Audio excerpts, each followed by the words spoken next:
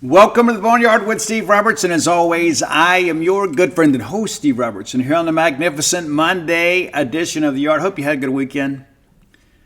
Maybe we didn't get the great weekend we wanted in sports. We had a good weekend, not a great weekend. We're going to break it all down for you today. Hope you guys had a chance to get out and go do some cool stuff, even if you weren't in Starkville. I mean, there's no point in living and working just to pay bills. You got to get out and have some fun.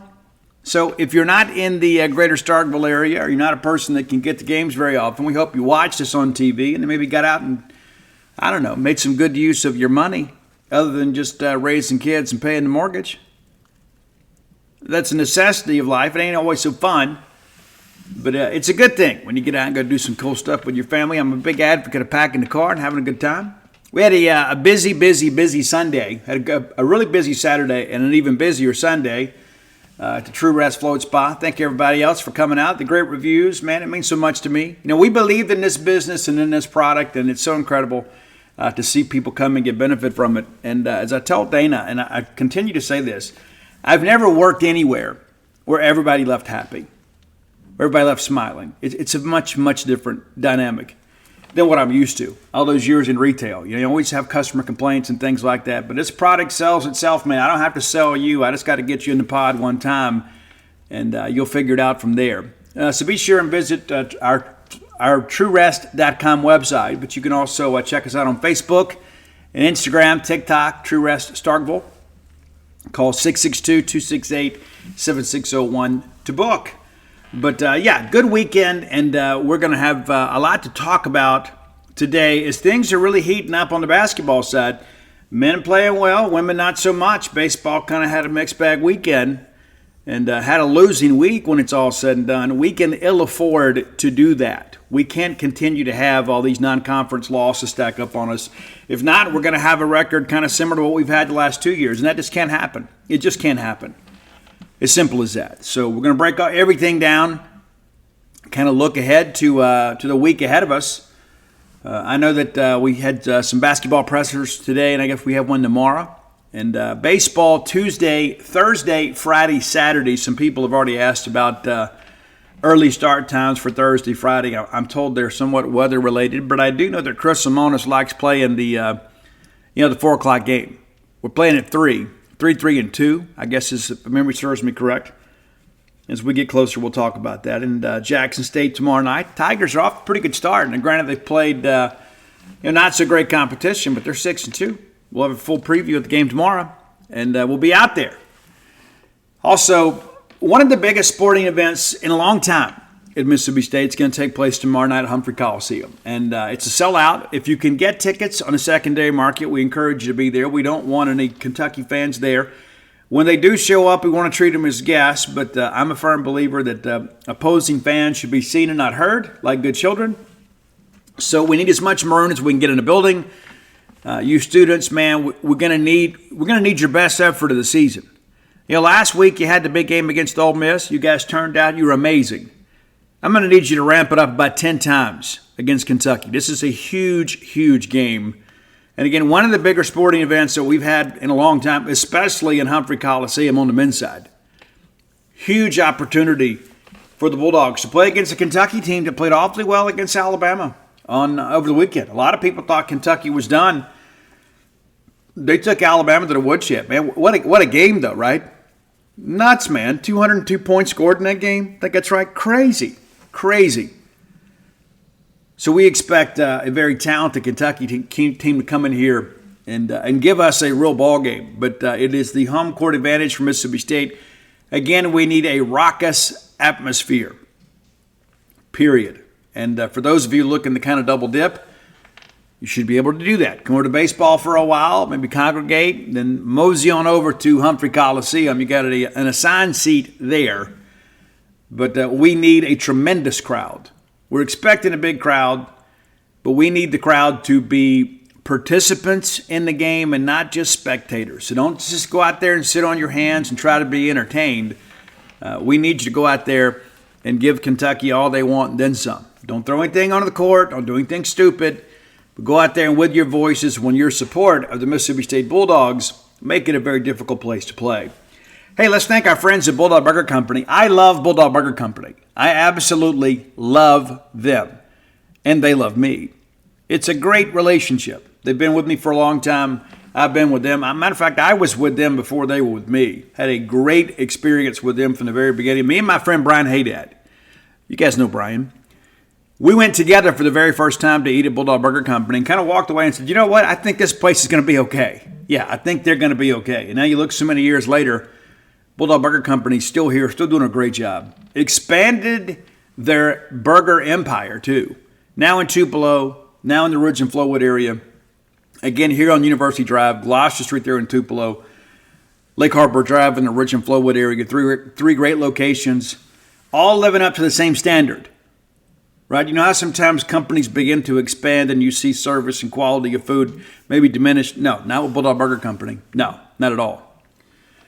So next time you're in town or you're on the road heading here, you know, not out with friends or family, look no further than Bulldog Burger Company. Have that great restaurant quality hamburger. Have the spring rolls as your appetizer.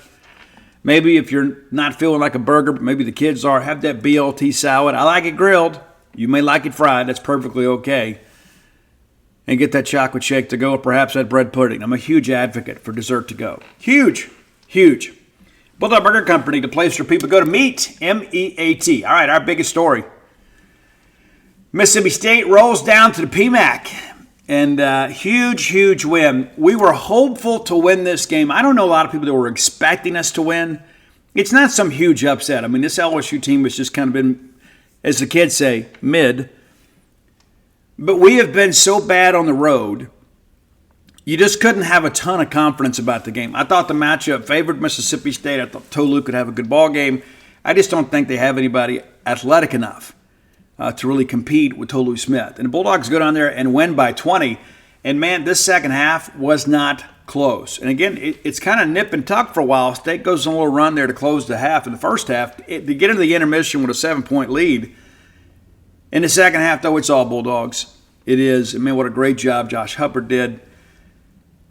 This team simply has a different look right now. And we talked about that earlier in the year. And that's a thing where I think Chris Jans and the staff deserve so much credit. You didn't have Tolu for a dozen games. Then you bring him back. Then you have, of course, the Andrew Taylor situation. Keyshawn Murphy. Taylor's gone. And now Murphy's back and playing well for us. I thought he was really, really good on Saturday. But it's taken a few games into the conference schedule for this team to kind of gel. And we always talk about you want to be playing your best basketball down the stretch. And Mississippi State certainly is. Great game here for us. And it just felt like Josh Hubbard just could not miss in that second half. And again, I love the fact, and Chris Jans has spoken about this multiple times, hey, the team wants him to turn it loose. A lot of people would say, well, you know, he's a volume shooter. No, we need him to be good. We need him to help change the spacing on the floor. You don't need everybody sagging down and double teaming Tolu Smith. He's going to deal with some of that anyway when that entry post gets into that entry pass gets into the post. But we need to have an inside game. You saw it last year with the worst three-point shooting team in the country, and now all of a sudden you've got one of the best freshmen in all of college basketball wearing maroon and white. Pretty significant. And I go back to this one stretch here. LSU had cut things down to 10 with just under 9 minutes to play. And you think, well, this may be an exciting finish. Well, it was for us, but maybe not in the way that LSU folks intended. Josh Hubbard knocks down a couple free throws there just before the 6-minute break. Pushes State up 15. So, next thing you know, we're under 6, and then it's Hubbard drilling the 3 to put State up 18. So 5 straight points for him, but it's just one of those scenarios where you can tell Josh Hubbard isn't your typical freshman, but also, too, he is so comfortable within his role and with his teammates, with his shooting opportunities, that he is playing with a ton of confidence. He's always been a very confident player. He knows that he can shoot. But all of a sudden now within the framework of this offense, he just looks more comfortable. He does, and there's sometimes, hey, we'll just drive out there and kick it out to him and he knocks it home. It just makes life so much easier. You have to defend all 5 spots on the floor. And people are beginning to kind of realize, okay, Josh Hubbard's a real dude, We got into SEC play. They started putting bigger guards on him, making him shoot over those players to make that low percentage shot even more difficult. But now Chris Jans and the staff doing a good job getting him some more open looks. The team doing a good job getting him more open looks. Everybody benefits. And it really feels like this is a team, right? I mean, that's the thing. And they should be, right? I mean, you got so many guys that have played so many years together, and then you throw Josh Hubbard kind of in the mix there. And, of course, Keyshawn Murphy, guys, kind of been in and out a little bit. But you really get a sense that they're playing for each other. I thought it was one of our best performances in a long time.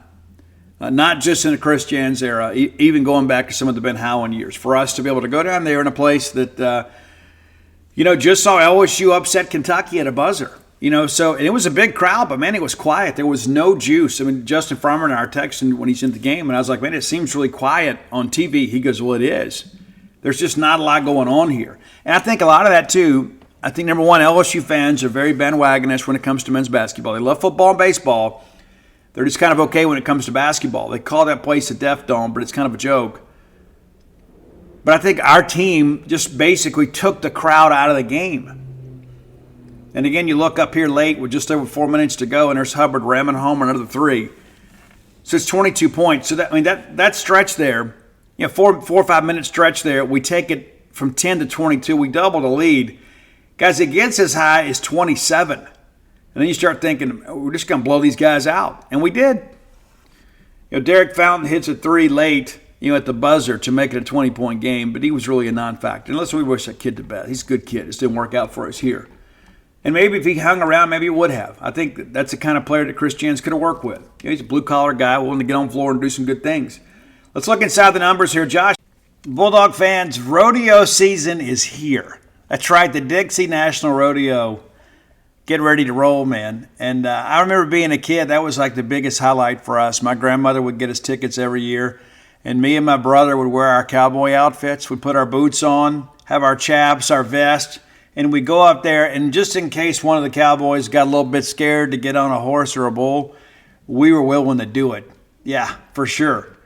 Guys, boots aren't just for going out to a country western bar and doing a little boot scooting. Maybe you got a little Texas two-step in your game.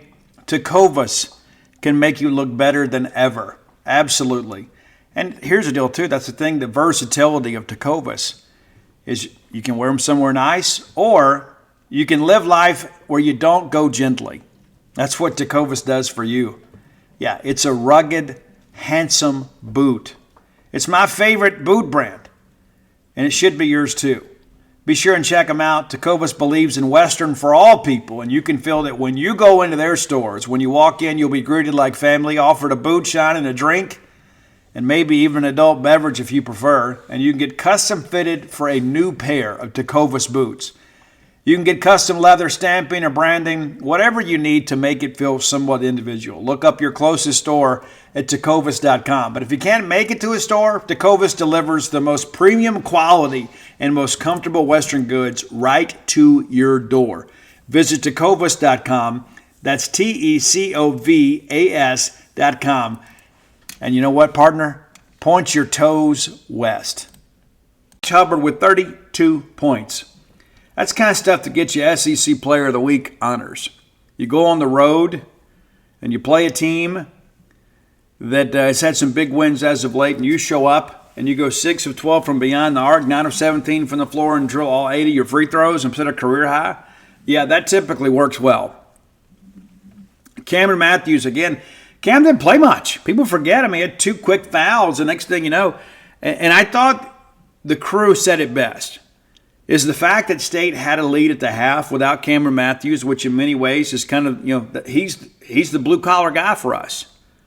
He's the guy getting the offensive rebound. He's the guy setting the big screen. He's the guy out there usually drawing one of the more tougher defensive assignments in the post. And in many respects, he's our leader. 8 points, and it's so incredible, too. He had the 2 personal fouls really quick, only got 1 in the second half. Didn't play hardly at all. Just 18 minutes of action, contributes 8 points and 3 rebounds, has a pair of assists, also had a steal, a block. Cam Matthews really being a dude for us. Shaquille Moore, just 5 points for him. I thought he played pretty well, though. he was active out there. And that's the thing, too. When you see that Hubbard is hot, you don't need to stick another iron in the fire, right? Let's just ride the hot hand. And I thought that Shaquille Moore just kind of being unselfish, to be honest with you. Thought he played well. Sean Jones, again, not doing much on the offensive end, but, man, defensively, he's out there really getting after people. He alters a lot of shots. A long, lean, Chris Jans quality defender. Jimmy Bell didn't score for us, but gave us 11 quality minutes. Again, Tolu didn't start this time. And that's something that Chris Jans has said, you know what, that's between us. And I respect that. I really do. Tolu comes off the bench. 28 minutes of action, 19 points, 8 of 14 from the floor, and 3 of 4 from the line. Also pulled down 9 rebounds. Nearly a double-double for Tolu. And how do you guys feel about the haircut? I mean, I think everybody can wear their hair as they want to. It just looks a little bit unusual to me. I'm so used to seeing Tolu with the wild hair. And now he doesn't have it. But, maybe he's just kind of growing up thinking, hey, I got to go on these NBA interviews and I want to look like a professional. Hey, I wish that kid the best. I do. We talked about Keyshawn Murphy and the difference that he's making. 25 minutes off the bench. Misses both of his three-point attempts. But, man, 9 rebounds and 11 points? Are you kidding me? It's ridiculous, man. What a great contribution. That's the thing, too. And 5 of those rebounds are on the offensive end. There was one stretch there where he runs the rebound down in the corner and he just puts the ball on the floor and just kind of goes through everybody and he's up and in. Keyshawn Murphy has made Mississippi State a better team. Deshaun Davis, former starter for Mississippi State, coming off the bench, and he's truly embraced the role and has become a really good defensive player. Just 6 points of action, but I think Deshaun Davis is a guy that kind of impacts the game every time he's in there. The guy brings really good energy. DJ Jeffries, of course, still kind of working back into it. Knocked down a big three for us, his only basket. But, again, doing some big work on the defensive end. There were times in that second half I didn't think LSU could get a shot off. I think, if memory serves me correct, we held them at 3 shot clock violations in the second half. That's a tough thing right there when you're trying to play catch-up and you can't even get a shot off. So great opportunity, and State empties the bench. It's been a long time since we emptied the bench down there at Maravich Assembly Center. It's a good thing to see. Look on the LSU side, Trey Hannibal with 22 points, and he had the big technical foul when he shoved Ram Davis in the back. They reviewed that, and people were kind of upset about it. Now, you got to call that there. You do. Jordan Wright with 14. No other LSU Tigers scored in double figures. But it's interesting, too, looking 36 points in the paint for LSU. State had 38.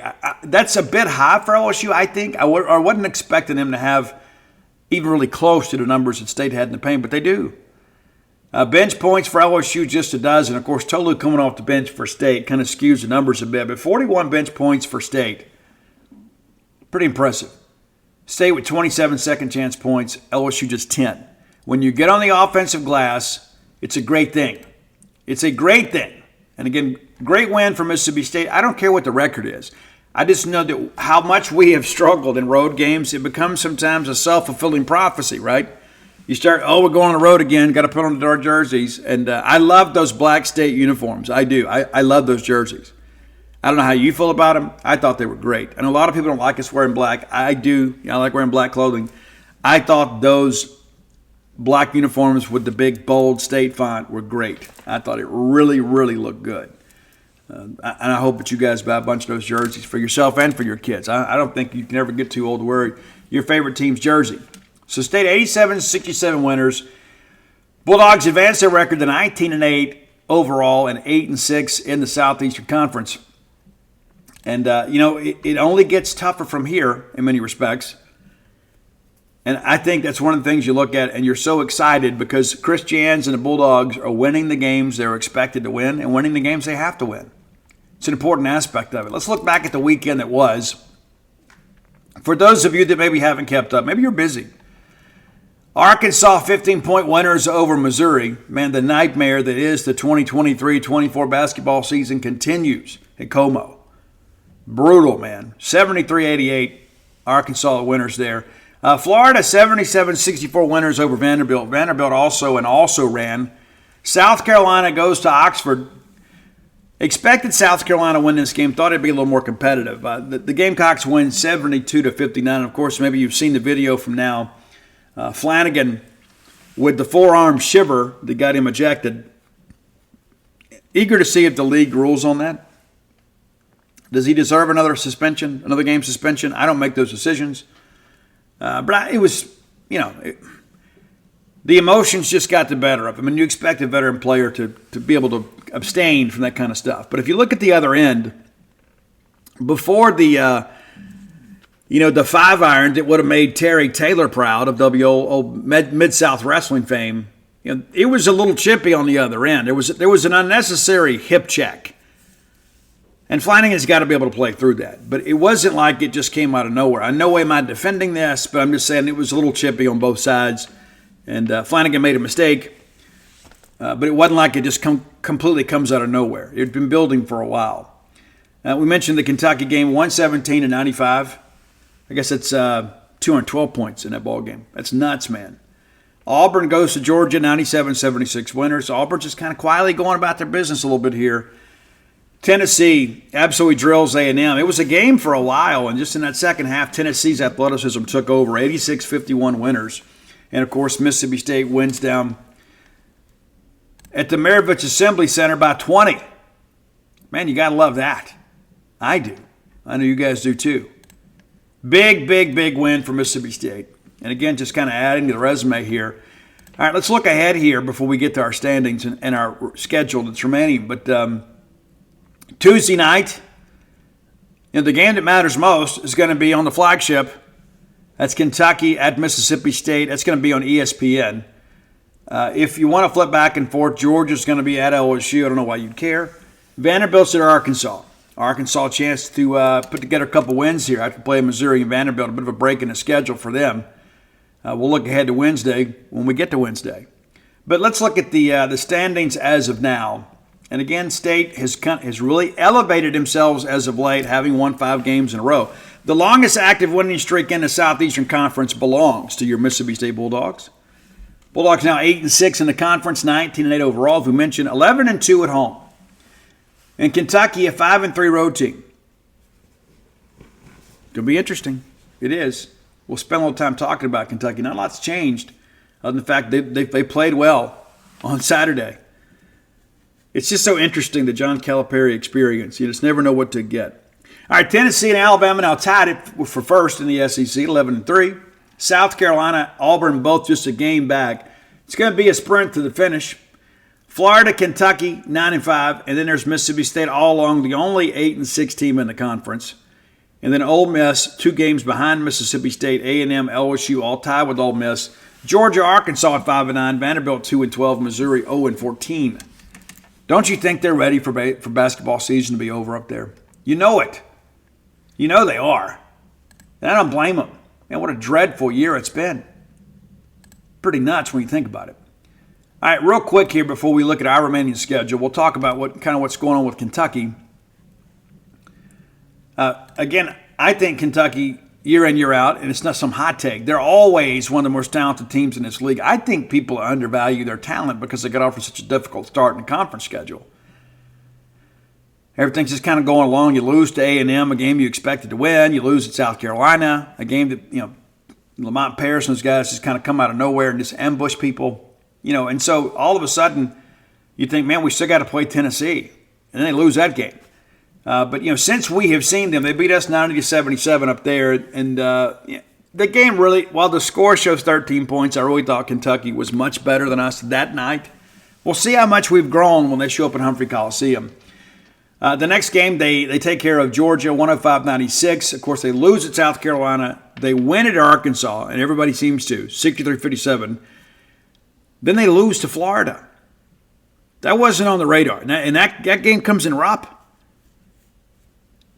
And maybe they were caught looking ahead a little bit, Tennessee. Didn't matter because Tennessee got them too. Of course, they win at Vanderbilt, 109-77. And then they lose at home to Gonzaga. Was that on your radar? I don't think it was. They beat Ole Miss 75-63. They also go to Auburn, big win there.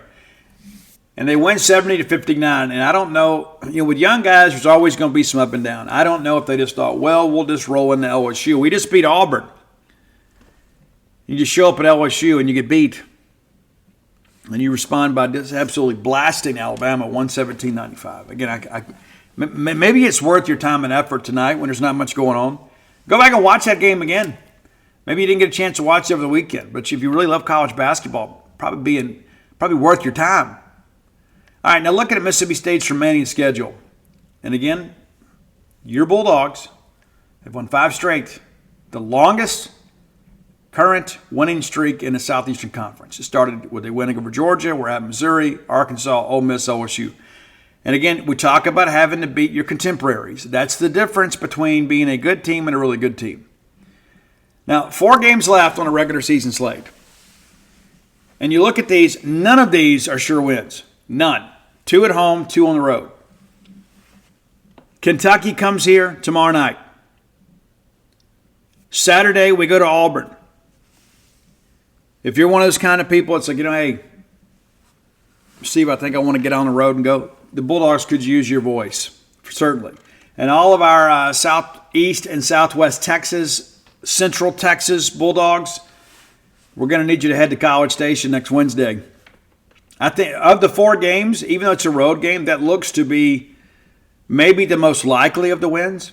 But if we can find a way to split these last 4, of course we want to win all 4, but that's asking an awful lot. But the thing that I begin to think about, Kentucky coming in here, and it always seems like it's 6 on 5 when we play Kentucky, even when we're here. You got to go to Auburn. Auburn's been very good at home. A&M, chance to get one there. And in South Carolina, it's coming in here. And we were so close to beat them the first time, and we should have. And we said back then, I think most of you agree with me, that loss is going to haunt us the whole year. Well, now all of a sudden, it looks like a quad 1 opportunity for us, right? Because they've played well.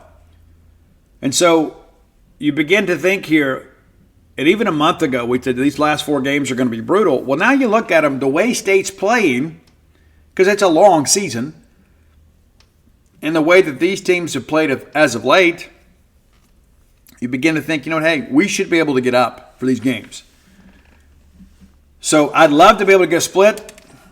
I think that we would all be happy with, hey, considering everything, the way the schedule ended, we took care of business in the middle of this February run. And then we close out February and open up the month of March, with a couple more wins. I think you'd feel a whole lot better about things. And a lot of people say, State's it. And I agree with that.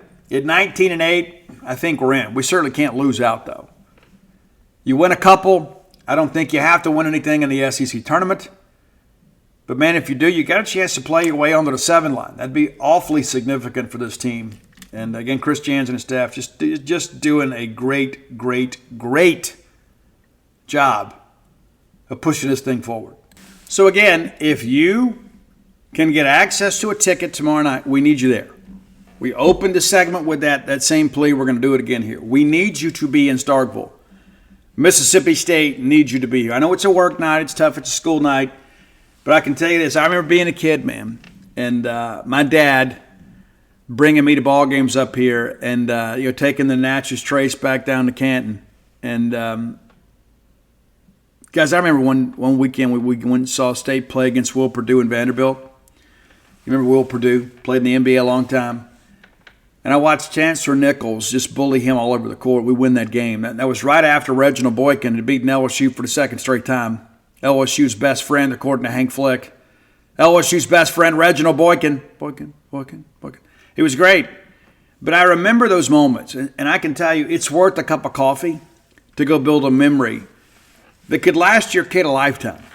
It truly is. And so, again, if you're on the fence about it, I know life gets busy. I know you got a lot going on. I certainly have a lot going on. But I'm going to encourage you, please come out and support the Bulldogs. And if for some reason you can't make it, let's make sure Bulldogs are in your seats. Love all of you that support all of our sports. And there's a lot of people looking for tickets. Let's do our best to make sure they get in the hands of somebody wearing a maroon jersey. How about that? Or a maroon shirt or a maroon dress or whatever. I'm not going to sit here and be the fashion police, but we want Bulldogs in the building for sure.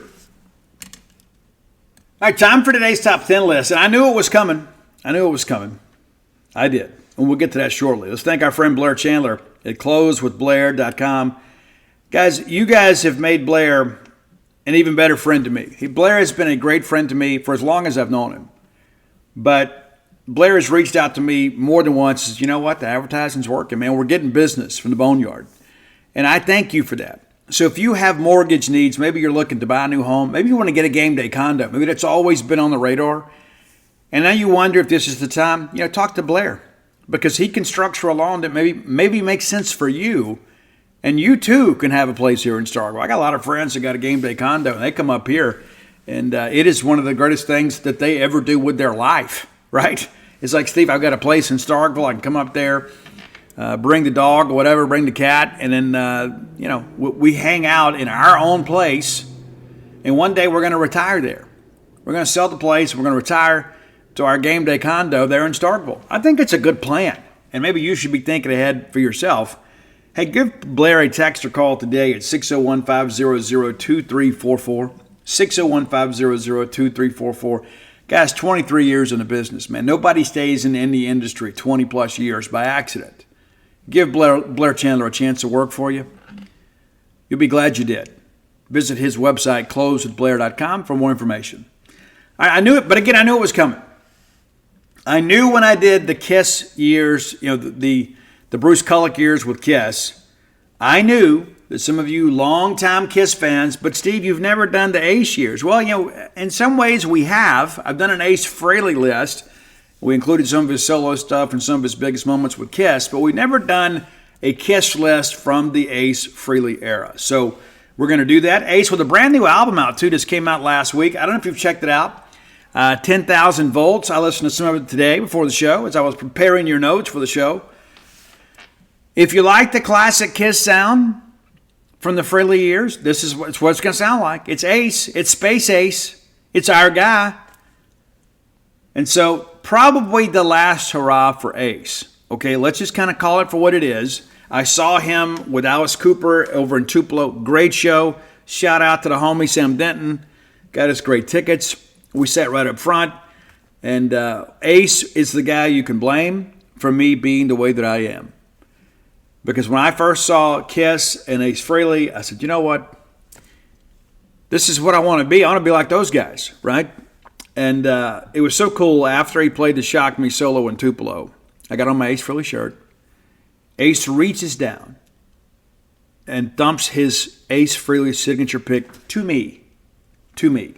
I still have it. A little bit later, he threw his towel to me. I have that too. Probably ought to have Dana wash it. It's still in a bag. I got so much stuff up, I got to take time to put it all up. I got baseball memorabilia here to my right. I got rock memorabilia to my left. I got most of the walls filled in here. But, we got to find a way to get that up there. We do. But, it's a great experience. It really is. So we're going to celebrate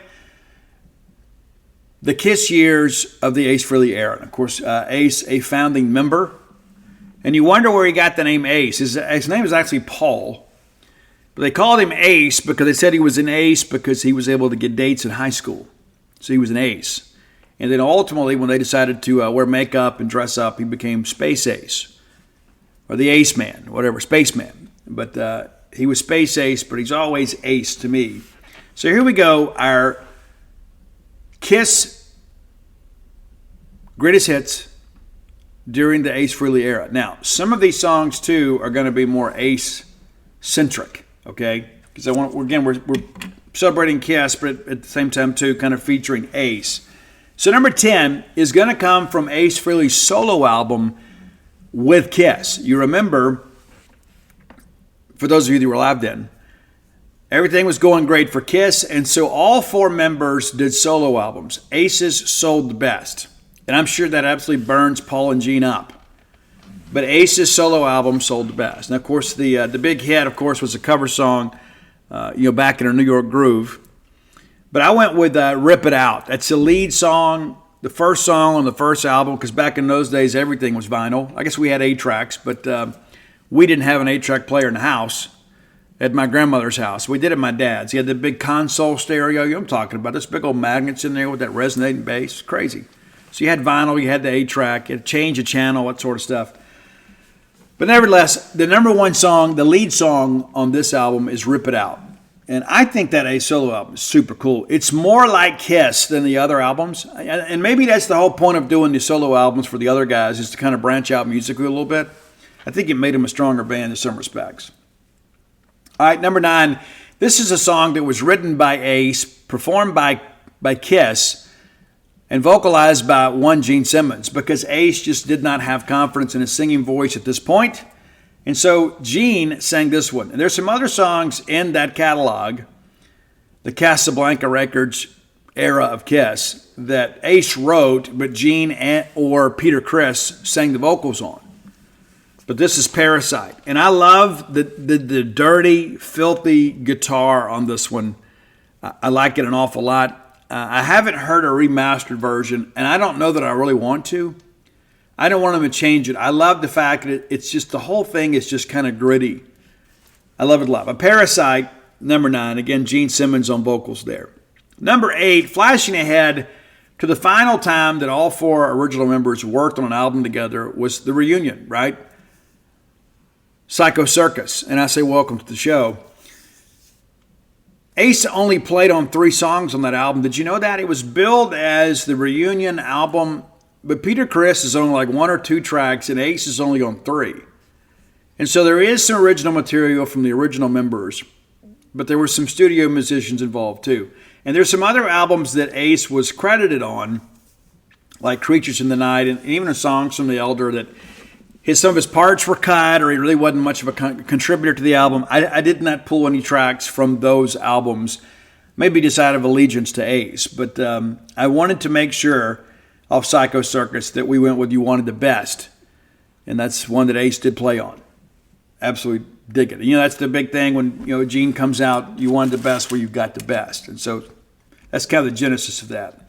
Now we're going to get into some classic Kiss stuff. And this is where things are going to get a little bit hairy. A lot of people are going to say, Steve, you left this one off. So I wanted to make sure that the hits that Ace was involved in the songwriting process got recognized. Okay, number 7, though. Absolutely love this one. I think this was the precursor to a lot of things that eventually became what we called heavy metal in the 80s. This song, it's Strutter.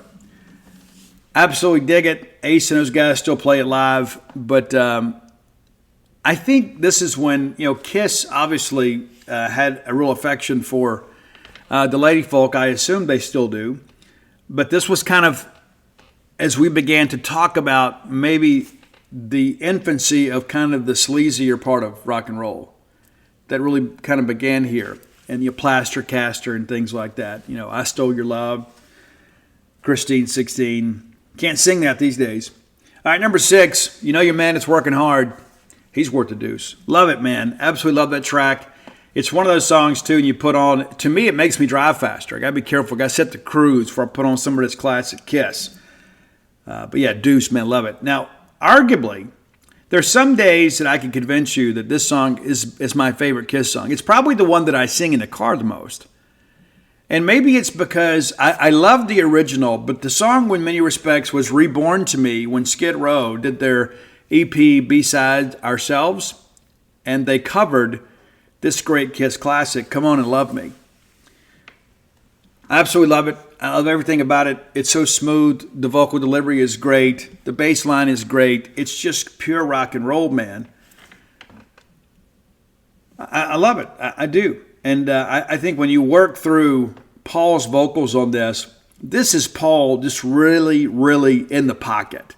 There's some songs that he really stretches the upper register. I think this is just Paul kind of in his natural, cool Paul style, just belting out a song. Absolutely love it. It's one of those perfect songs to me. You may feel differently. It's not a very sophisticated song. It's just a song that's got a really cool vibe. Number 4. A song that Ace wrote, and again, Gene does the vocals on this one. Huge hit for Kiss. It's Cold Gin Time Again. It's the one thing that keeps us together. And Ace played this live, and we saw him over in Tupelo. It was amazing. But again, this has been a standard, really, in the Kiss set for a long time. I mean, this is a song, I know they're allegedly done playing now. But this is one that fans have wanted to stay in the set list for a long time. And when it's not there, you'll see some social media reaction. It's like, hey, the show was great, but where was Cold Gin? Great track. Number 3. Now, some people would argue this maybe is a little bit high on the list. Well, to me, it's probably the shining moment for Ace Frehley in Kiss. because he wrote the song. It's based on his own experience where he was nearly electrocuted on stage, and it shocked me. And that became a huge part, when he would get his Les Paul and they'd have this, it was all staged, right? But it blew us away back in the day because we had never seen anything like it. But the pickups light up and smoke comes from the guitar. And to see that live up close and personal, we were in Tupelo over at the Bancorp South Center, was incredible. And again, that's when Ace reached down and handed me his pick. And I began to think, of all the songs that I would like to see him play and then have the guitar pick, that's the one for me. Is an Ace guy. I was an Ace guy more than I was a Kiss guy in many respects. Thought he was the coolest guy around. But shocked me, number 3. And now we get down to the final 2. And this is where I think the controversy comes in. You can't go wrong either way, but I think people would say, hey, this should be number 1, this should be number 2. You're really arguing about the best songs in the history of Kiss. And number 2 for me, even though it is anthemic, and this is probably most people's number 1 because it is really just kind of typifies what rock and roll is about. It's Rock and Roll All Night. Number 2 for me, Rock and Roll All Night. Great track. Everybody knows it. Even people that don't like rock music know this one because it's just kind of part of our culture in the United States. I want to rock and roll all night and party every day. Probably most fraternity boys or brothers, pardon me, I don't mean to be disrespectful. Most fraternity brothers probably know this song too because of the fact it is part of the lexicon of the college experience. Because that's what you want to do, is rock and roll all night and party every day. Number 1 for me though, and I think regardless of guitarist or drummer, regardless of era, record label, that the best Kiss song, and certainly the one from the Ace Frehley era, is Detroit Rock City. One of the most recognizable bass lines in the history of rock and roll. It tells a nice story. It's a scary story. It's also based on actual events. I think it's Paul Stanley at his best. I think this is one of those things that you begin to look at, and you look at a moment in time in rock and roll in American music history, and this is when Kiss was truly at their peak. And yes, they had some success in the 80s, but there was not a bigger band in the world at that time, certainly American band, than Kiss. We were still kind of in the Led Zeppelin era. They were about to finish up in many respects, but this is when I think American music was really, truly headed in a new direction. And it changed the world in many respects. It changed music. All of a sudden, everybody wanted to be like Kiss. These guys were like superheroes. They weren't just out there in bell-bottoms and a rayon shirt, a big butterfly collar shirt, playing guitars and jumping around. That wasn't the case. Kiss had a look. Kiss had a mystique. And parents were scared to death of Kiss because they thought that Kiss was going to send us all to hell, right? That was the thing. And you think it's not hyperbole. That's what people believe. If you listen to Kiss, then you worship the devil. I mean, it was so much of that. And so in many respects, it was tough to have a Kiss record growing up in the Pine Belt. It truly was. A lot of people, of course, that was the big thing. They wanted to burn records. And the whole thing was nuts, man. It really was. And, Kiss, obviously, you look nowadays, and, Gene and Paul doing a lot of good things out there for the world. They're not the knights in Satan's service that some people suggested they were. And you may not know this either, but Ace Frehley is the one that actually designed the Kiss logo. Maybe you were unaware of that. Paul put the finishing touches on it, but it was Ace that designed the logo that has become iconic in rock and roll music. So there you go. If you have ideas for the top 10 list, reach out and let us know. I know my friend Richard will enjoy this list. He's a huge, huge Kiss fan. And he commented on Facebook the other day asking about why didn't I include Unholy in the Kulick years? Well, and there's a reason why. I didn't just overlook the song. It's just that Gene wrote that one with Vinnie Vincent. And I didn't feel right about putting a Vinnie Vincent written track into the Kulick years. And maybe that's just me. And I don't know that we could put a Vinnie Vincent list together. Maybe we can put a Vinnie Vincent combining the solo stuff too, but maybe we'll do that soon. But all of that understood, got a tremendous amount of respect for Kiss. And again, man, they go back to the infancy of my life, man. As long as I have known what rock and roll was, I had an uncle that played guitar in a band called Phoenix, and they used to do local support in South Mississippi with everybody that came through, it seemed. And they did so many good things, and he was my hero. Man, when I was a young guy, he was my hero because he could play guitar. He drove a Pontiac Firebird. Always seemed to have a good-looking girlfriend. I said, I wanted to be that guy. Well, I can't play guitar nearly as well as he could, but I do got the cool car and the hot wife, and so in many respects, I guess I've aspired to some great things and been able to accomplish them. But again, there's people early in your life that kind of shape and mold your opinion about the world. My Uncle Warren was certainly one of those people that did that. And he was not a big Kiss fan. I was. But every time that Kiss would come on the radio, because we lived together at my grandparents' house, whenever Kiss came on the radio, no matter where I was, he would come get me and say, hey, Kiss is on the radio.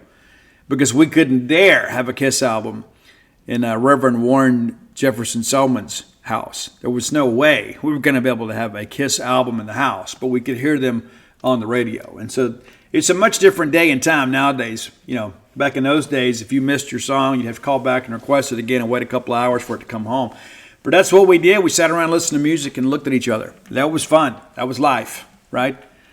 But again, thanks as always for your support at the Top 10 list. Again, reach out, let us know if you have ideas. The best way to do that is hit up Roy on Twitter or X, whatever you prefer, at Dogmatic67, DAWGMATIC 67. We've had some good suggestions here as of late. There's one that's very intriguing to me. I won't tip it, but we're going to do it Wednesday, okay? And you can find our great list on Spotify also at Dogmatic67, DAWGMATIC 67. And I'm on all forms of social media at Scout Steve R. Be sure and check us out. All right, next segment of the show brought to you by Campus Bookmart, a Starkvillian institution. Be sure and check in with Campus Bookmart. Next time you're in town, go by and see their smiling faces and also peruse the fine selections they have when it comes to Mississippi State merchandise. Amazing. A lot of people make the claim, but Campus Bookmart backs it up. The best selection of Mississippi State merchandise in the known universe. If you can't make it to town or see their smiling faces, let me encourage you to visit them on the World Wide Web at campusbookmart.net. And by being a loyal Boneyard listener, we'll give you a phrase that pays, and that is BSR. That gets you free shipping on all orders over $75. Any order less than 75 bones, absolutely incomplete. Best selection of Mississippi State baseball merch, and get ready. Going to be some postseason basketball shirts for you to purchase as well. Look no further when you need Mississippi State merchandise than Campus Bookmart. All right, what is going on with our women's basketball team? I don't really have an idea. Guys, we've lost 4 in a row. I wasn't expecting that. I really wasn't. I don't know what's happened to us. We knew that the ball game at Oxford was going to be a real challenge. We knew that going to play at Alabama was far from a sure thing. But we're not playing our best basketball right now. And that's the most difficult part of this. We talk about the men's side is trending. The women's side is not. Women's side is beginning to fall off a little bit. And, Jessica Carter's health is probably a little bit of that. I thought she played well on Sunday. But the reality of it is we're a much better team when she's at 100%. When she's not at 100%, things don't go quite as well as we'd hoped. But only 2 games left. It's the last week of the regular season. The ladies lose 87-75. And much like that Kentucky game, defensively, we were not where we needed to be in that first period. Absolutely not. Absolutely not ready to play for some reason. And listen, I get it's a road game. That's part of the deal, right? That's just, that's life and times in the Southeastern Conference. But we just simply weren't ready to go. And it showed. It's like you look up and all of a sudden, it's like, man, where have we been? We're in it. But it's one of those things where you just feel like they came out and hit some shots and we didn't have a lot to offer here. But it's 25-16 after 1. Now give the ladies a lot of credit and give the coaching staff, some credit for making some adjustments here later in the ball game. But you look up here about midway through the second quarter, pardon me, and State's taking the lead. And now you think, okay, we've weathered this storm. We're going to be fine. We just need to get to the second half. And we're down, Hey, it's 40-37 at the break. And now, if you're like me, I'm thinking, okay, we'll be good. But it was one of those deals, man. It just kind of felt like, with Kentucky, it took so much out of us in that third period to kind of get things going. We had a 20-0 run in that ball game, but it just took so much out of us that we kind of ran out of gas. And that has kind of been the situation here as of late. State's down by 10 headed to the fourth period. And we just didn't seem to have enough to match their intensity. Alabama comes out and it's closing time for them. The lead swells to 18, right under the 8-minute mark. And then we try to climb back in. It got 5 minutes to go in this game. We're down 19. And let's just kind of call it for what it is. All hope is lost at that point. I mean, the chances of coming back to winning are just not very good. That's just how it is. But for some reason, we are not playing well. Absolutely not playing well. And 4 straight losses. And a lot of people, you look at it and you say, you know what? Hey, Steve, we were a good team. We were expected to be a good team. We're not playing like a good team right now. And that's fair.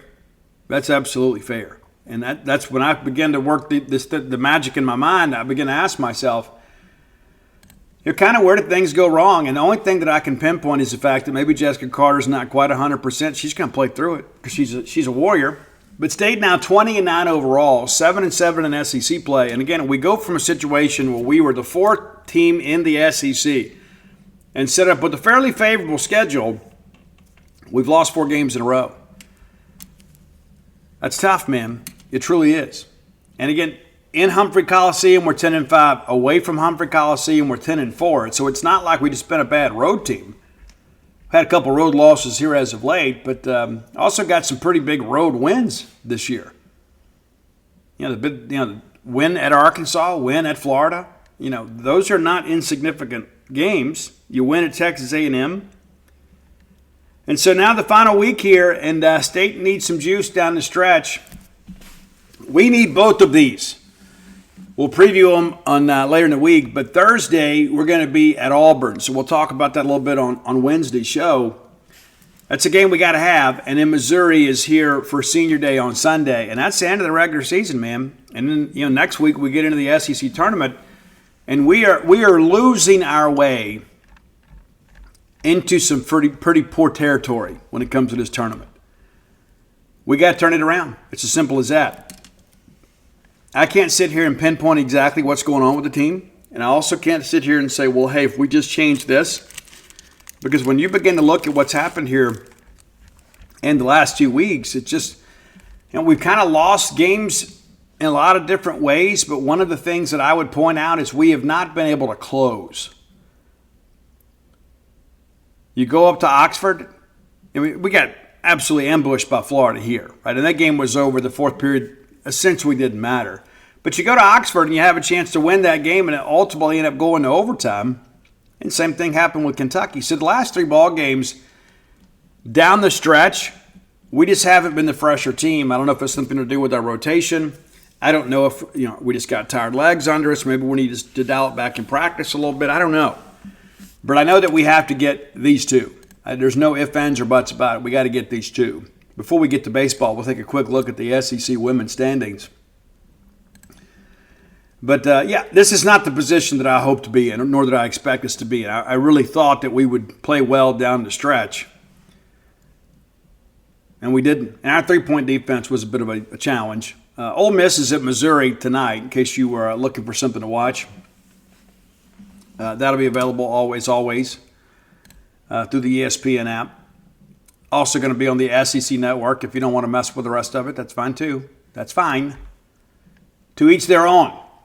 But looking at standings here, we're dropping very much down to the middle of the pack. South Carolina still leads the league at 14-0. LSU now 3 games back, 11-3 with 2 games to play. So again, South Carolina, your regular season champion. Ole Miss in a good position here, 9-4. We expect them to win tonight because Missouri has been so dreadful. But that would be their 10th win. And there was a time it seemed that we were going in 2 different directions. They have played better down the stretch than we have. Tennessee been consistent most of the year. 9-5. Alabama now 8-6. And then Vanderbilt, Mississippi State right there together at 7-7. A&M Auburn, Arkansas, all at 6-8. Again, we have to get that one. Kentucky 4-10. They own a recent victory over Mississippi State. Florida's 5-9. Georgia 3-11. Missouri 2-11. And you start looking at this too, like, guys, Kentucky's 11-17 overall. But for some reason, the matchup tends to favor them, and we just couldn't pull out the maroon magic late this time. But not ready to give up on the season. We're certainly going to be a postseason team, but we are definitely putting ourselves in a situation that we're not going to be seated where we should be. And there's probably some teams out there that will be unhappy about that because when we play up to our potential, we're very, very difficult to contend with. But it has not been a two good week stretch for the Mississippi State women's basketball program. Our final segment of the show brought to you by the Stark Vegas Clubhouse. Just Google Stark Vegas Clubhouse. Google is your friend. And when you do, their Facebook page will come up and you can peruse their the amenities that are available to you at the Stark Vegas Clubhouse. You're also going to have some options to book. You can book through Airbnb. You can book through VRBO. However, if you book through the Evolve website, we can save you 10%. Yeah, promo code BSR10. Everybody wants a promo code these days when you shop online, and we can provide that to you here on the Boneyard. And what I love about the place is, number one, it's just kind of tucked away. Not a lot around it. You got a next-door neighbor, but they're quiet folks. They want you to be quiet, too. You can have a good time. We're not going to go out there and, have a rager or anything like that. But maybe you're having a staycation. Maybe you're bringing a work group to town. Maybe you're a Starkville resident and say, you know what, I don't have a place big enough to entertain everybody that I want to invite. Well, you use the Stark Vegas Clubhouse. How about that? You come in for a ball game weekend. You're going to be here to watch baseball and basketball. You're going to need some accommodations. So rather than go get 5 hotel rooms for all of your friends and relatives that you're bringing in for the event, just book the Stark Vegas Clubhouse. A great place to have some communal areas to eat, to recreate, and then you can retreat to your own quarters. 5 bedrooms, 2 bath. A very, very expansive place. Be sure and go check it out. And again, it's the converted clubhouse on the old golf course. Just 5 minutes from the Mississippi State campus. But all the fun's going to be where you are, right? Maybe we need to come visit you when you're at Stark Vegas Clubhouse. Be sure and check them out today. You'll be glad you did, whether it's a work crew or a party crew. Stark Vegas Clubhouse can accommodate you. All right, let's look at baseball here. It was a good weekend, not a great weekend. I really wanted to sweep, as you guys did as well.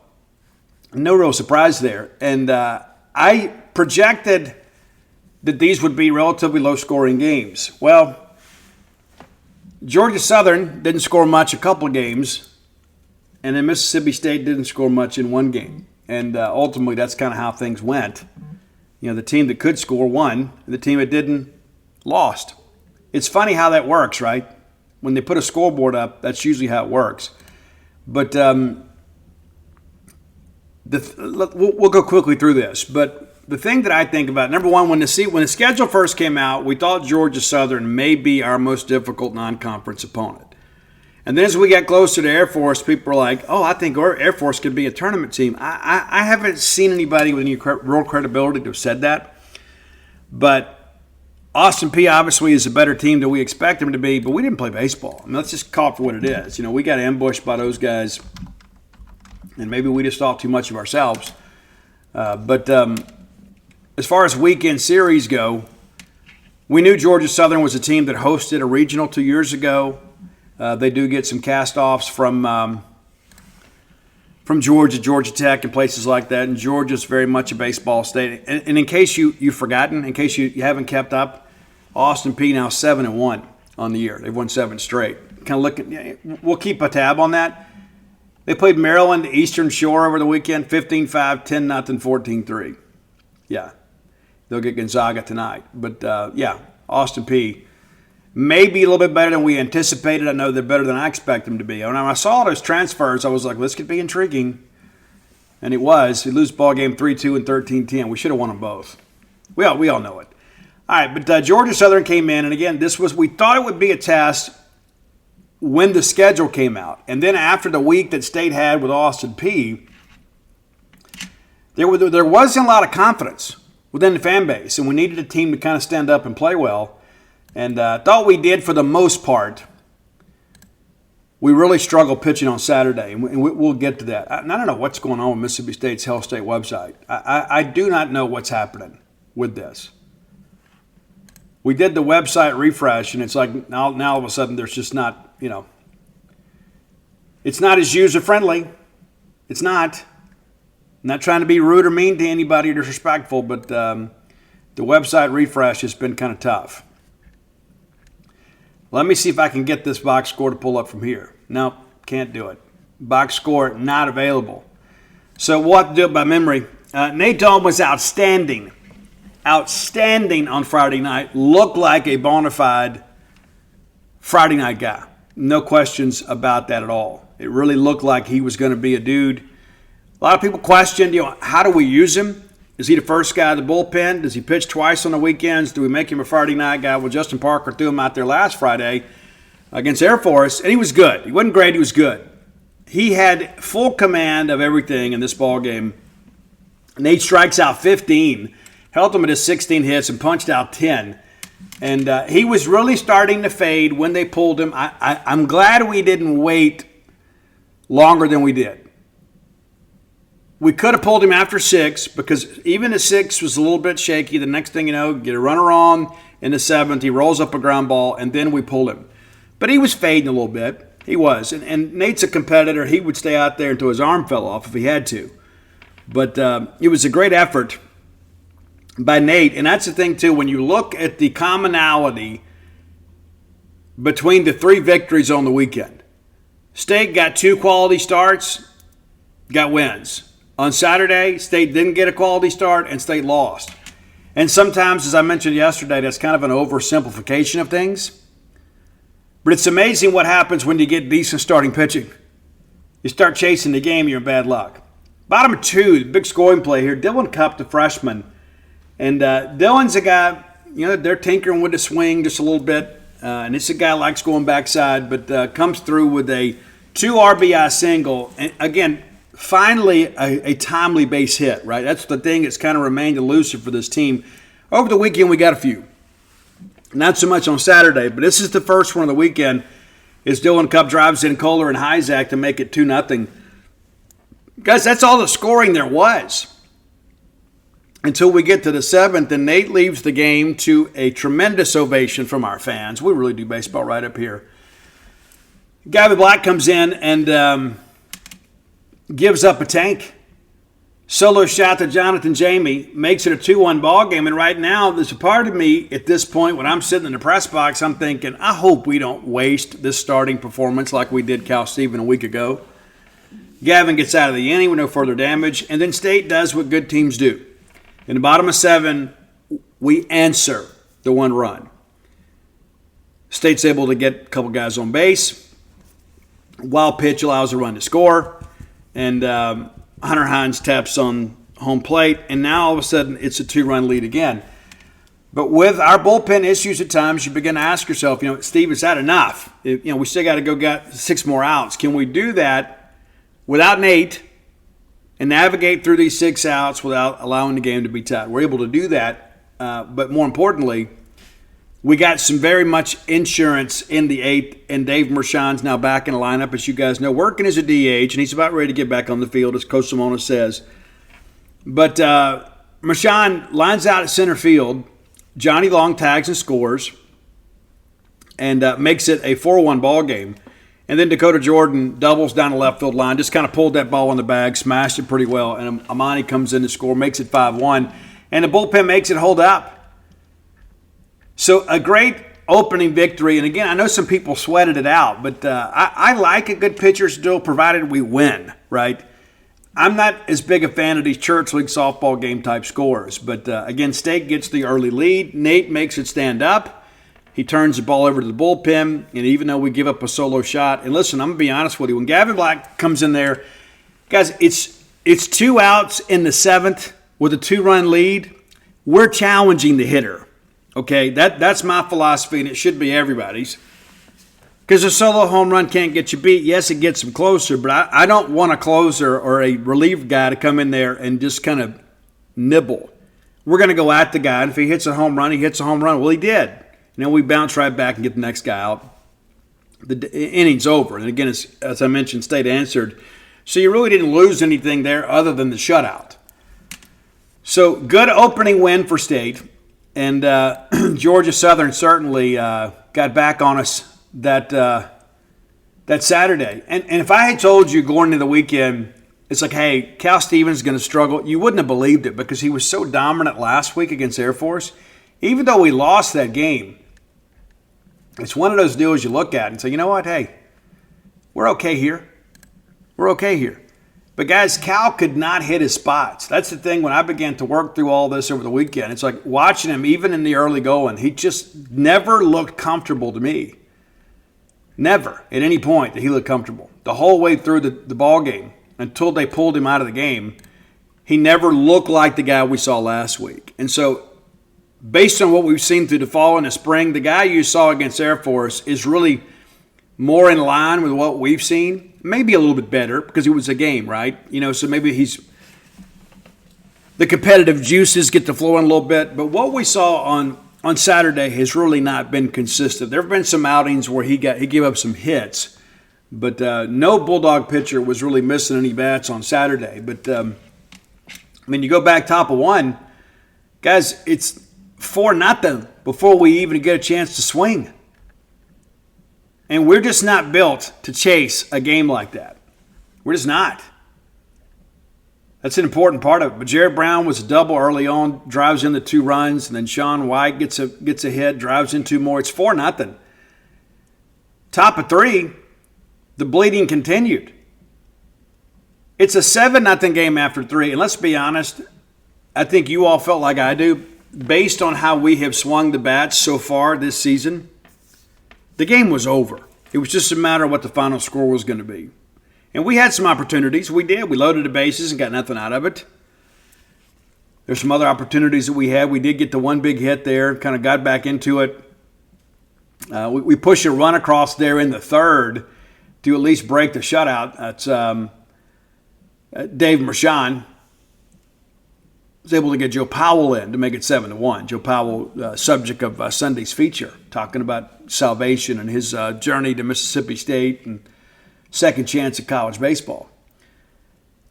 But then the very next half inning, Georgia Southern does what good teams do. They answered. So we put up 1. They bounced back in the top of 4 and put up a couple. And it's Josh Tate again of the Georgia Tate brothers. Not good. And then Blancato, of course, singles in and knock in Jared Brown. But top of 5, they tack on some more. Jamie hits a solo shot here. And then Luke Odden comes around and scores on a throw-in here. It's 11-1. And then we've got people in the press box asking if there's a 10-1 rule. There typically is not in non-conference play unless it's agreed upon by the 2 teams ahead of the game or ahead of the weekend. All right, bottom of 5, State has a chance to climb back into it here, and we do get 3 runs in the inning. Again, a chance for us to get more. Larry, single, drives in Powell. Mershon gets an RBA single to knock in Dylan Cupp, and then Hunter Hines, a bases-loaded walk there.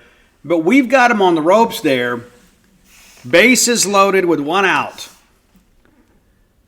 and we get nothing. Bryce Chance and Logan Kohler both get non-productive outs here. But, hey, you get a couple of hits here, and maybe it's an 11-6, 11-7 ball game. The crowd gets back into it, and all of a sudden you say, man, as bad as we played, we're just 4 runs down.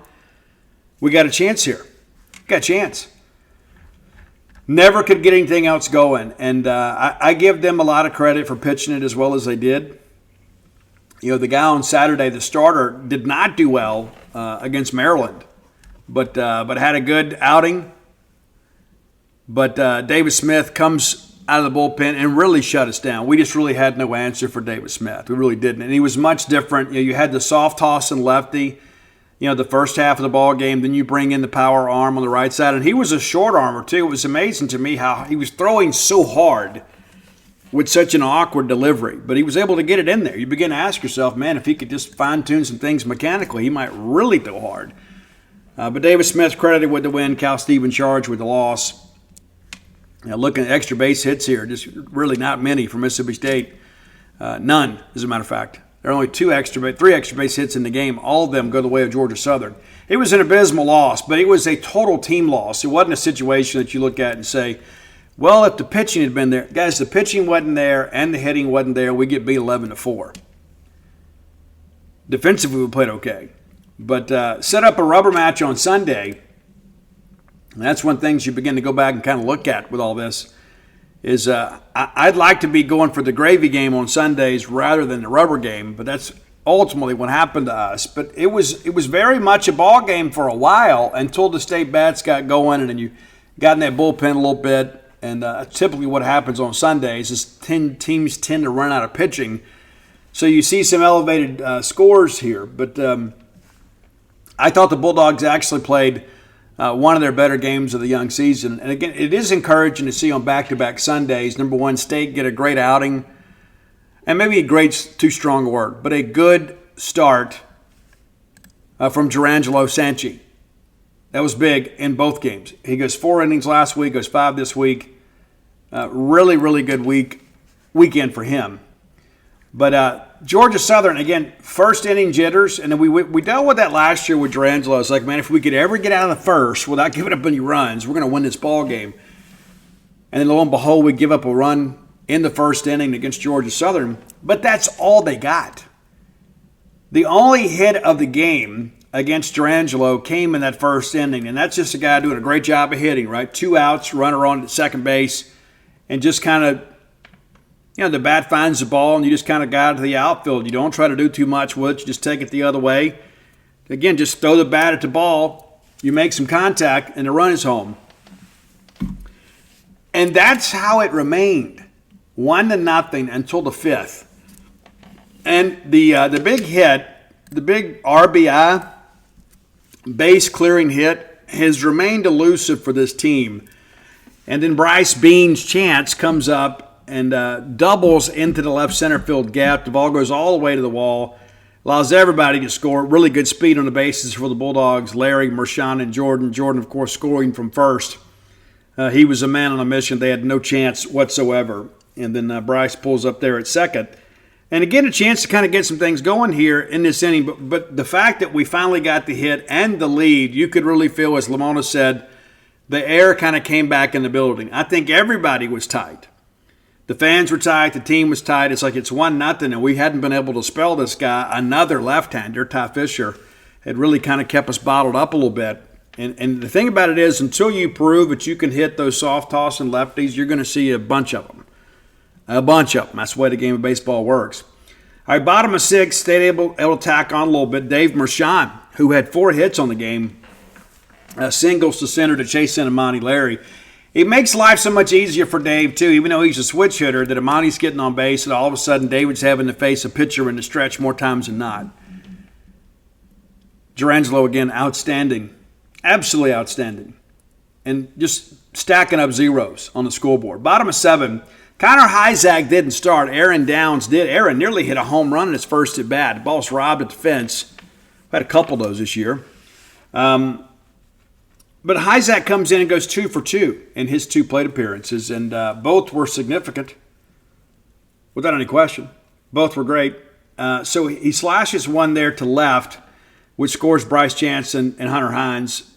And then Logan Kohler comes around because of an error. And next thing you know, it's a 9-1 ball game. State puts 5 up in the inning. Mershon gets a double, scores Johnny Long. A lot of good things happen here. A lot of good things happen. Amani had a sac fly in the middle of all that, too. So we go from 4-1 to 9-1. And at this point, again, the game is over. State has broken this thing open, and you've got plenty of guys to pitch. We're trying to close this thing out. They bring in a pinch hitter, J.P. Herholz, who hasn't hit all year. And it looked like he was going to strike out rather awkwardly. But instead, he ends up doubling. I guess he singled to right, and we threw him out at second, trying to stretch it there. And Jared Brown scores from third. But it never really felt like we were in trouble here. And then lo and behold, in the 8th, it's Connor Hyzak again. Comes up with a man on base, comes through with an RBI opportunity, and makes it 10-2. So State wins the game on Sunday and wins the series. But we cannot keep stacking non-conference losses. I'm not going to sit here and tell you that everything is going to be okay, because I don't know that.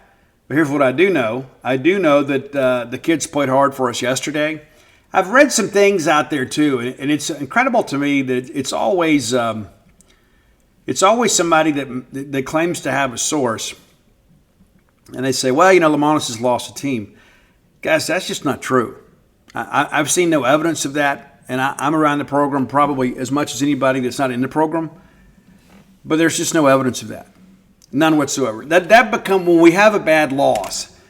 And sometimes that happens in sports. I don't know if you've played a lot of sports, but sometimes despite your best efforts, you just get beat. And that's what happened to us on Saturday. Absolutely what happened to us on Saturday. But the kids played hard on Sunday, and I can tell you, I talked to a lot of parents, talked to a lot of players post-game. There's still a lot of buy-in. They're still determined to have a good year. And that's the thing you start thinking about is, man, what if we could string together 3 great pitching performances? We had 2 pretty good ones last weekend and one really good one, and the one we lost was the great one. But if you begin to run the numbers here and you begin to think, hey, if we can go out there and hold somebody down for 6 or 7 innings, with what you've got going on with Cam Schulke and others, maybe you got a chance to get some good ball games. And I know that's asking a lot. But it appears we have some guys with that type of potential. We just got to string it together. And Justin Parker, a lot's going to fall to him.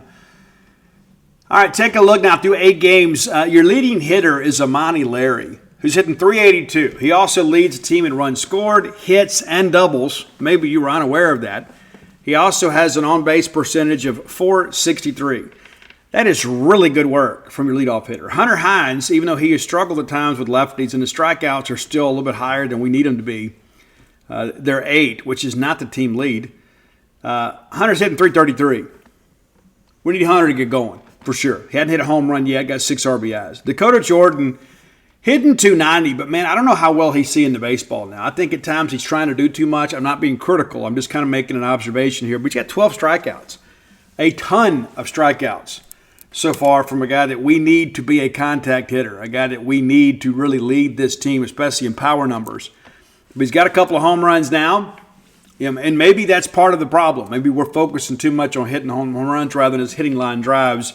And with all the power that guy has, he doesn't need to generate power. It's going to come anyway. Bryce Chance now hitting .267. Connor Hyzak up to .250. A couple of hits yesterday really helped him. Johnny Long, .214. And then after that, nobody's hitting above .200 among the regulars. However, Dave Mershon and Logan Kohler have both been injured. Mershon has now played in 3 games. He's hitting .462. Yeah, this weekend, his first action of the year. So that's a guy getting me 6 hits on a weekend. I can live with that, especially in the 2-hole. And Logan Kohler, of course, now hitting .385. 5 hits, and he's only played in 5 games, and one of those was the pinch hitting situation against Austin Peay in the midweek. So you get those guys healthy, all of a sudden there is a little more room for optimism about this offense. And I think sometimes a guy like Dakota and Hunter, when they know there's not a ton of length behind them because of some injuries, maybe you're pressing, trying to do a little bit too much. I know people say, well, what does that mean? Guys, what that means is when you're up there just trying to hit home runs because you feel like all the pressure, hey, we're not going to score unless I park one here. Instead of going with the pitch, instead of hitting the pitch where it is, you try to do too much. And you take that outside pitch and you hope that you're strong enough to pull out of the ballpark, and when you're not, it's a routine fly ball to center. Or you top it and it's a routine ground ball to the shortstop or the second baseman. And so I think what you'll see with those guys that you guys are so concerned about is I think now that they begin to see some guys behind them, and certainly ahead of them, with Larry and Hunter, Larry and David over the weekend, a really good job getting on base to afford our guys the opportunity to hit off pitcher in the stretch. I think you're going to see them settle in a little bit because not quite as much pressure on them. Joe Powell, we mentioned, he's our number 2 catcher right now, is Ross Highfield, still on the mend a little bit. I'm not worried about Ross. I know what a competitor he is. But Joe hitting .300, played in 4 games, started in 3. And again, great feature yesterday. Really enjoyed having a chance to sit and visit with Joe post-game on Saturday, despite the loss. He was really, really good and told us a little bit of his story. We added him during the break, so we didn't get a chance to interview him like we do the normal recruits and transfers. On to the pitching side. Guys, Nate Dahm, 2 appearances, 2 starts, a 1-0 record. His ERA is 0.84. We expect that to go up. We do. We're not naive. But a great start to the year for him, 10.2 of an inning. He's allowing a little bit less than a hit per inning, but he's allowed 1 earned run in 2 appearances, 14 punch-outs against 3 walks. And one of those walks was intentional. Yeah. Gerangelo, 2 appearances, 2 starts for him. He's also 1-0 on the year. His ERA is 2. Yeah, 2 flat. So when you start thinking about, hey, right now I got 2 guys that are shoving like this, it makes your prospects of winning a weekend great. And listen, Cal Steven is not a guy that I'm worried about. To kind of further illustrate Gerangelo's dominance over the weekend, batting average against Gerangelo, you want to take a stab at it? Yeah, it's 3 points over 100. It's .103. When you go as long as he did yesterday and just surrender 1 hit. And let's not forget the zeros he put up after that first inning. Cal Stevens' ERA balloons up a little bit at 7.71. It's still early. That's going to come down. We expect that to come down. But he's averaging right at a hit per inning. Also just under a run per inning because of what happened on Saturday. But he's a competitor. He'll bounce back. I thought Luke Dotson was a nice. Maybe he gets lost in the discussion because Saturday was not good. But Luke gets in the game. He's pitched twice now for us. His ERA is 0. 3 1/3 innings pitched, 6 punchies, 1 walk, and no hits. Cole Cheatham has been the matchup guy, and Cole's been good for us too. He's really taken on his role. I think he's probably a guy when somebody stacks left-handers, you can put him in there and let him ride for a little while. But it's really been good. His ERA also 0. Brooks Auger's ERA 0. I thought Brooks was good over the weekend too. 5 1/3 innings pitched, 3 hits, 7 strikeouts, 2 walks. So let's kind of look here at the team as a whole here. Guys, it's 96 strikeouts and 25 walks. And even with that, it seems like those walks came in 2 games. You know, we haven't had this big epidemic of walks like we've had the last couple of years. That hadn't really been the case. Hit by pitches are 9. Like to see that number come down a little bit. But, yeah, we're doing a pretty good job. And opponents hitting .255 against us. And, again, when you consider the week we had last week, especially the Wednesday game and the Saturday game, it kind of makes sense because most of those hits have come in those 2 games. Still fielding it pretty well, too. We'll dig into that here just a second before we get out of here. But, you know, as a team, 979. Now you got turned 4 double plays. As a team, we've had 6 errors. Now, our opponents have made 15. And, listen, there were a couple times, too. There's been a couple balls that I disagree with the scoring. But 6 errors in 8 games, you know, that's less than an error per game. And if you recall early on, we had a couple against Air Force in 1 game. But, yeah, defensively you're playing well. You're pitching it better. We just need the bats to come around. And, you know, this is an offense last year that was a pretty good offense at times. And this year we do think they still have a chance to be elite now that you start getting some guys healthy. And you may not be aware of this, but State will play a Jackson State team tomorrow night or tomorrow afternoon that's 6-2. Since we won't have a chance to talk before then, they opened up the season in the Astros Cactus Jack HBCU Classic. Love the fact that we have so many of these season opening deals. But they lose the opener in Minute Maid Park to Texas Southern. They bounce back to beat Alcorn 11-5 and Grambling State 7-6. This past Tuesday, they play a doubleheader against Tougaloo, and they beat them 11-1, 12-2. I don't know how good Tougaloo is expected to be this year, but you know that's not a team that you expect to to really shake up college baseball by any stretch of the imagination. You don't. Nothing against those guys. I'm sure they're doing the best they can, but not exactly sure what to expect from them. But Mississippi Valley State was the weekend opponent for Jackson State. The Tigers take the series 2-3, 6-2, 23-1, and then they lose in Jackson 7-3 on Sunday. So the Delta Devils able to salvage a win. Let's take a quick look here at the team statistics here. Joseph Eichelberger is leading the team, and he's played in 7 games, started 7, so it's not like it's some anomaly where he's like had 4 pinch hits. He's hitting .692. That's a loud number. .692, mostly singles, 15 singles, a couple doubles, a triple. But really doing a nice job for the Tigers there. Rodney Hibbler Jr. hitting .379, and then Jordan McLatty hitting .333. So Eichelberger really off to a great start. He is a junior from Lithonia, Georgia. And again, has had a hit in every game. Yeah, it's incredible how the average continues to ride well when you go up there and just hit the baseball and try to do too much. But interesting. I can't remember the last time we had a guy come to Duty Noble Field at this point in the season that was hitting almost 700. From a pitching standpoint, in years past, they have thrown weekend guys against us because it's a much bigger deal to them to beat us than it is for us to beat them. And so you're never going to have the SWAC at-large team.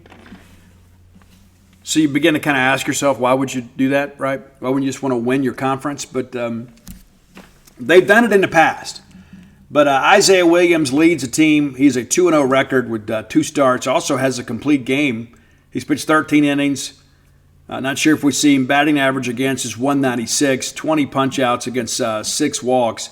And you look at this team as a staff, those numbers have improved tremendously. I mean, this is a team at times you look at, and yes, Jackson State and Grambling have kind of been the class of the SWAC. Occasionally you'll have somebody else make a run.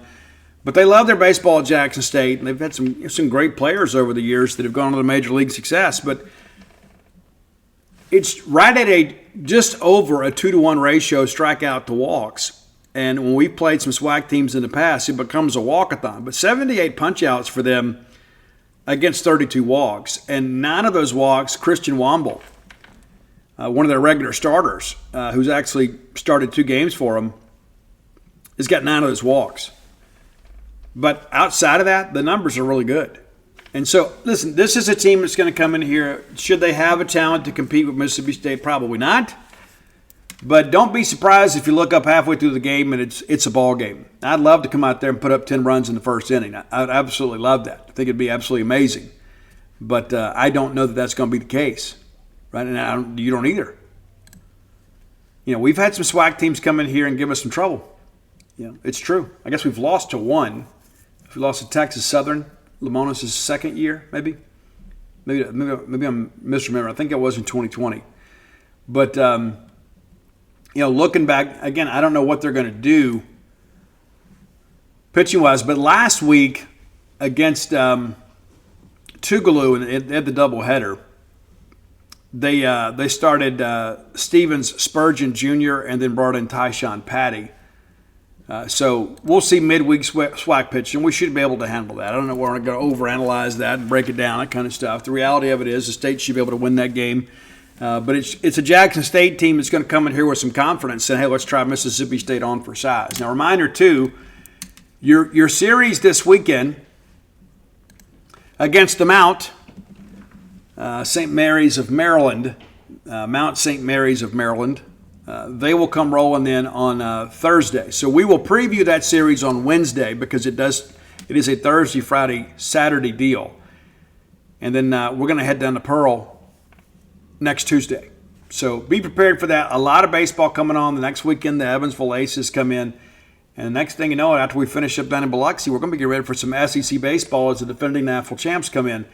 But when you look at this next little stretch here, Jackson State, Mount St. Mary's, Southern Miss should have a good team. You always expect that to be a real battle. And then the Evansville Aces. State's got to find a way. You really can't drop maybe one game in this stretch. We got to string together some weekends and kind of make up for some of the Austin Peay thing. And again, they're playing well, but the reality of it is we should always beat them. All due respect to them and their program. It just shouldn't happen that way. And again, we may look back at the end of the year and say, you know what, those guys are pretty good. But you know what, Mississippi State should always beat Austin Peay. Always. All right, if you hadn't done so, go to whenthebottomfalls.com and you can get my newest book there, When the Bottom Falls. And all of my sports titles, that's Flim Flam, Stark Villains, Alpha Dogs, Dog Pile. And pretty soon, months away now, but we'll have the Dude up for pre-sale. Already got, we're 3 chapters into that. probably end up being somewhere around 22, 23 chapters. We'll see. But yeah, we got a lot of work to do. Got about 3 months to kind of finish that up. And so we're trying to work through this, do a chapter a week, and really do a good job on the research, because I don't want to spend a ton of time having to go through editing and fact checking, get it right the first time. And I'll still have to answer all those questions. You know, the editor still will question this, and they'll look behind me. There's a ton of dates and names and things like that. And so those are the things you just simply can't do. It's not like writing a book about your own life. Not a lot of fact checking required for that. But there is when you do a historical book like this, especially when this book has never been written. You know, there's a lot of people out there that have biographies written about their life or about their era, but there's never really been one about Dudy Noble. And so a few pockets of information out there, but we've had to work really hard to get this. So look forward to sharing that with you. Again, we unveiled the cover last week. All right, and come join us over at genespage.com. All right, so sure, come out here and be with us for sure at genespage.com, the Mississippi State affiliate for 247 Sports. Until next time, let's all live our lives in a way we make more friends than enemies, and people can see a difference in the way we live.